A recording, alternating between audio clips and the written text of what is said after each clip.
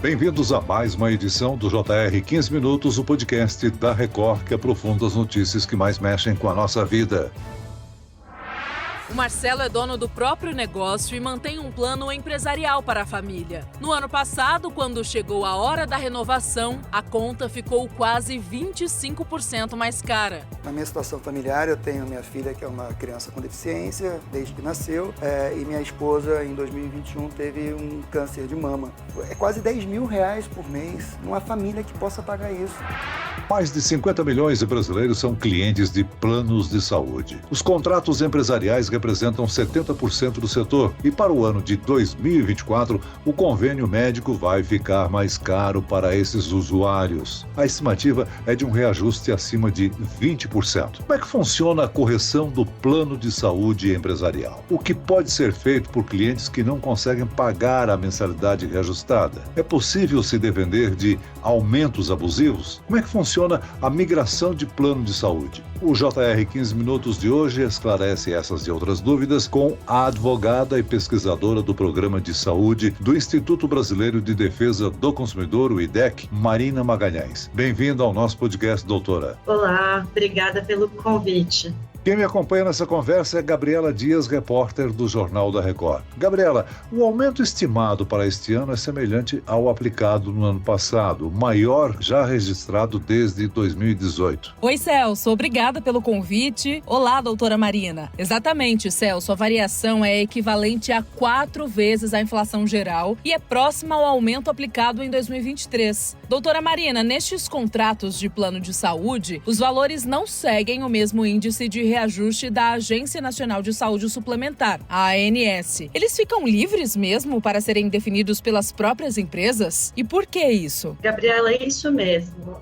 Para os contratos coletivos, como o próprio Celso já apresentou, são a grande maioria do mercado, né? Na verdade, a gente está falando de 82% dos beneficiários de plano de saúde que estão vinculados a algum desses contratos. Para este tipo de contrato coletivo, o reajuste anual é livre, porque a Agência Nacional de Saúde Suplementar, a ANS, que é a agência que regula o mercado de planos de saúde, considera que, em tese, por esses contratos serem firmados entre duas empresas, haveria ali uma liberdade para negociar esse índice de reajuste. Então, frequentemente, esses índices, eles acabam sendo muito superiores àquele limite máximo que a agência estabelece para os contratos individuais. Agora, doutora Marina, o que é levado em consideração para definir os reajustes dos contratos coletivos e empresariais? Como é que funciona essa correção? Então, em tese, o reajuste anual ele deveria refletir duas coisas. O primeiro deles é a inflação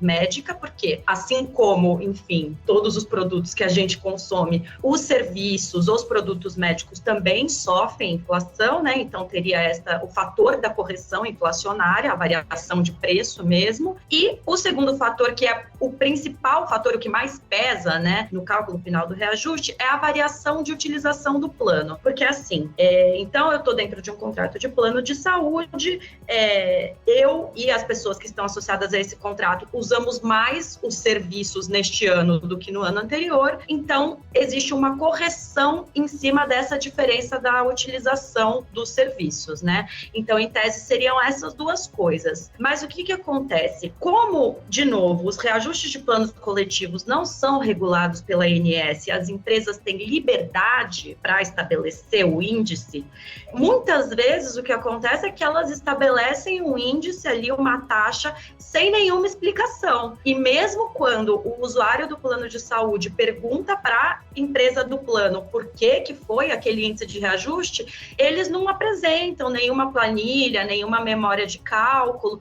Então, assim, o que a gente sabe é que deveria refletir a inflação e a variação na utilização dos serviços, mas na prática é muito frequente que o consumidor não consiga verificar se foi isso mesmo ou se as empresas acabaram utilizando outros fatores também para calcular, porque é isso, elas não prestam contas na prática. O aumento no plano de saúde será automático ou as operadoras devem justificar esses reajustes aos consumidores? O reajuste, ele ocorre sempre no mês de aniversário do contrato, né? Então, assim, é automático no sentido de que você sabe quando que vai ser o reajuste, mas em tese, nos contratos coletivos, as empresas, elas deveriam dar a oportunidade do contratante negociar esse reajuste. Mas, de novo, isso é muito raro que aconteça. Mesmo que o contratante do plano coletivo entre em contato com a operadora e peça para negociar o índice estabelecido, é muito comum que a operadora fale que não vai negociar, que é aquele índice ou nada, ou senão você cancela o seu contrato, e também não apresenta a planilha de cálculo. Esse é o cenário mais frequente, né? Agora, a Agência Nacional de Saúde já estabeleceu a correção para o plano individual, né, doutora? Ele vai ser de 9,63% a partir de 1º de maio, é isso? Na verdade, Celso, esse índice de 9,63% foi o índice estabelecido pela ANS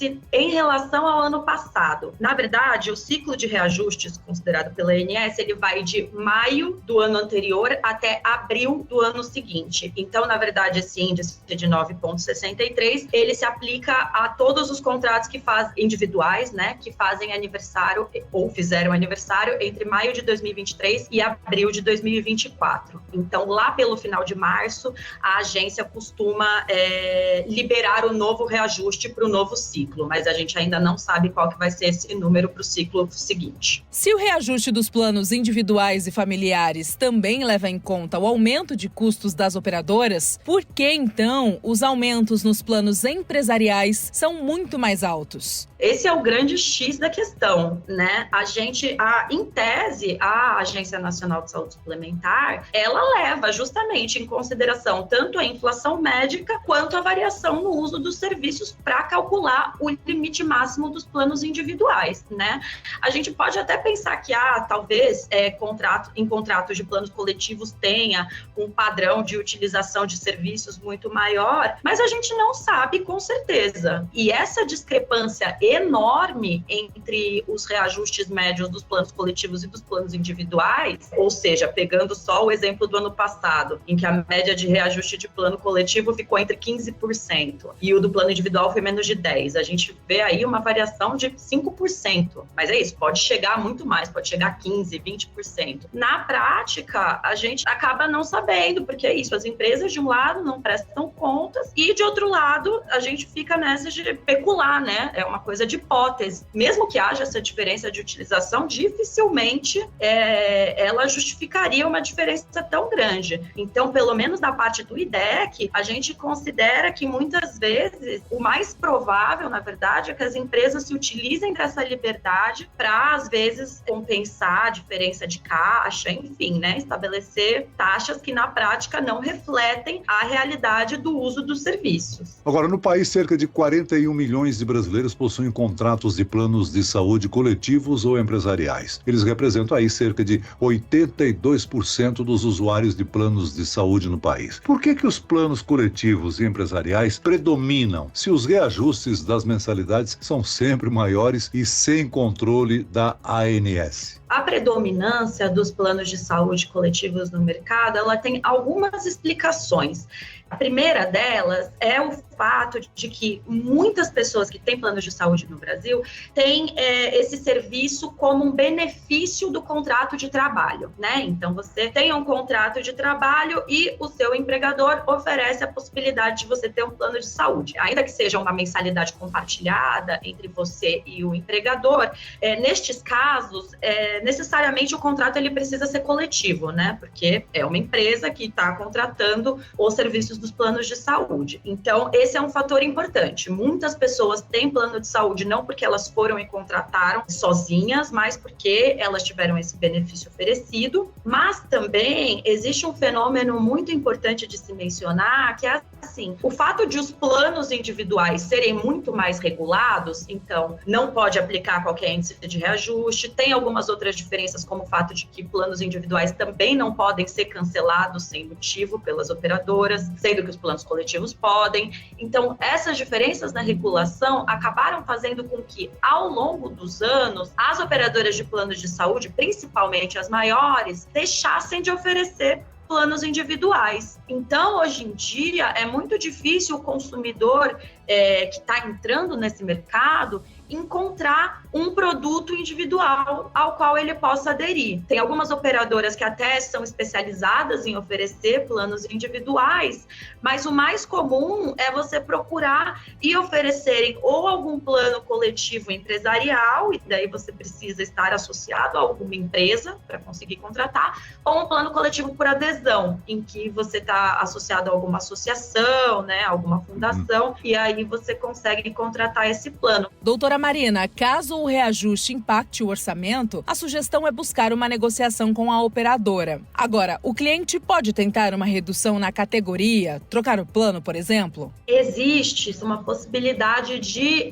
reduzir a categoria do plano, sim. Mas assim, acho que a coisa do reajuste muito alto tem algumas etapas, né? A pessoa que sofre o reajuste abusivo pode tentar algumas vias antes de fazer essa mudança de categoria. Então, assim, as orientações do IDEC são, primeiro, tentar negociar junto à operadora de plano de saúde, né? Como eu disse, é muito raro que elas aceitem diminuir, né, o índice de reajuste calculado, mas, assim, uma primeira possibilidade é a de, pelo menos, exigir a planilha de cálculo, né? Então, exigir a justificativa da operadora para aquele percentual. Em a operadora não fornecendo, o IDEC orienta que o consumidor procure o PROCON ou a ANS para registrar uma reclamação, porque é isso, o Código de Defesa do Consumidor é muito claro no sentido de determinar que as empresas precisam fornecer justificativas, né, para as mudanças contratuais que elas fazem. Então, nós defendemos que todos os consumidores que sofram algum aumento potencialmente abusivo vão atrás da justificativa e tentem negociar com base nessa justificativa, né? Agora, em isso não sendo uma possibilidade, existe também a possibilidade de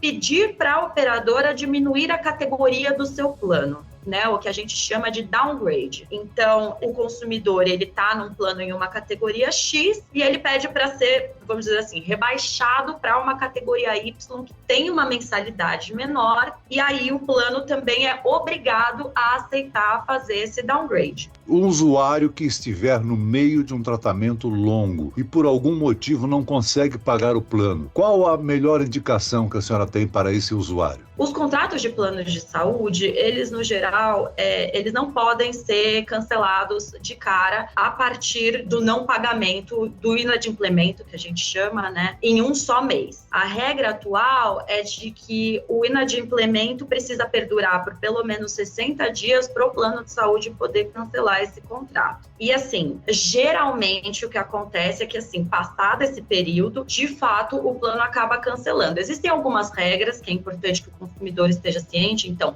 ele precisa ser notificado do inadimplemento, ele precisa ser notificado do cancelamento do contrato, mas geralmente, passado esses 60 dias, é muito difícil negociar diretamente com a operadora. Mas, assim, existem alguns conceitos de defesa do consumidor, de direito contratual também, que determinam que para uma pessoa que já está vinculada a um contrato há muito tempo, ela tem o direito de permanecer com este contrato ativo, mesmo que ela acabe não adimplindo com ele por algum tempo, né? Então, vamos supor, uma pessoa que paga um plano de saúde há 5 anos, agora que ela está precisando usar, justamente ela não consegue pagar por alguns meses. Existe a possibilidade de você argumentar esses direitos, né? E falar que, olha, eu fui um consumidor fiel por 5 anos, agora existe uma contrapartida da empresa no sentido de garantir este meu contrato, ainda que eu não esteja conseguindo pagá-lo. Mas o que acontece? Dificilmente o consumidor vai conseguir negociar isso diretamente com a operadora, né? Nesses casos, o mais comum é o consumidor ter que entrar na justiça para manter o plano. E, claro, o IDEC, ele não orienta de cara que os consumidores entrem na justiça, porque é sempre incerto, né? O resultado é sempre incerto. Mas este é um outro caminho possível que deve ser avaliado caso a caso, a depender da situação do consumidor. Muito bem, o 15 Minutos de hoje termina aqui. Eu agradeço a participação e as informações da advogada e pesquisadora do Programa de Saúde do Instituto Brasileiro de Defesa do Consumidor, o IDEC, Marina Magalhães. Muito obrigado, doutora. Eu que agradeço, Celso. E também agradeço a presença da repórter Gabriela Dias. Obrigado, Gabriela. Obrigada, Celso, pelo convite e obrigada, doutora Marina, por todas as explicações. Até a próxima. Esse podcast contou com a produção de David Bezerra e dos estagiários Fernando Russo e Isabela Santos. Sonoplastia de Marcos Vinícius. Coordenação de conteúdo, Edivaldo Nunes e Deni Almeida. Direção editorial, Tiago Contreira. Vice-presidente de jornalismo, Antônio Guerreiro. Você pode acompanhar o JR 15 Minutos no portal r7.com, nas redes sociais do Jornal da Record e nas principais plataformas de streaming. Eu, Celso Freitas, te aguardo no próximo episódio. Até amanhã.